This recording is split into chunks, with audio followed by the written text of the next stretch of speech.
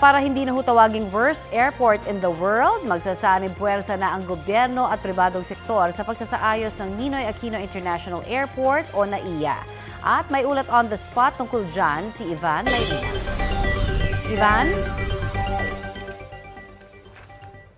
Yes, Connie, hindi lang rehabilitasyon kundi modernisasyon. Yan ang pangako ng concession agreement na pinirmahan sa Palasyo ng Malacanang ngayong umaga sa pagitan ng Department of Transportation at ng San Miguel Corporation Consortium na siyang winning bidder sa public-private partnership na magpapatakbo sa Ninoy Aquino International Airport.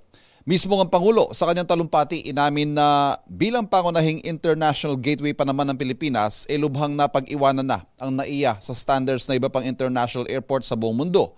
At kailangan na rin ng expansion ng operasyon nito para suportahan ang isinusulong na pagpapalago ng ekonomiya. Ilan sa mga mahalagang target ng kasunduan ang pagpapalaki ng kapasidad ng NAIA mula 35 milyong pasahero kada taon, magiging 62 milyon na pasahero kada taon. Ang air traffic movement gagawing 48 mula sa kasalukuyang 40 na eroplano kada oras. Ang operasyon at pasilidad susunod sa tinatawag na internationally benchmarked minimum performance standards and specifications mula sa terminal buildings hanggang sa runway at lahat ng aspeto ng operasyon ng airport.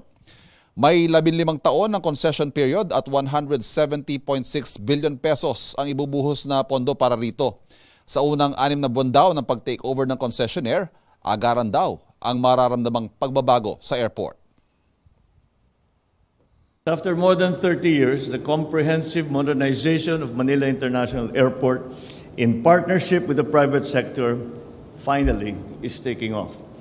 Bureaucratic inertia, political turbulence, legal wranglings, these are among the things that conspired to maroon the international airport rehabilitation on the tarmac of inaction. Within 6 months from the time we take over, September, to next year, March, before Holy Week, naku, saksakan na ng linis yun. Number 1. Number 2, pati yung air condition magiging malamig na at dadami ng upuan.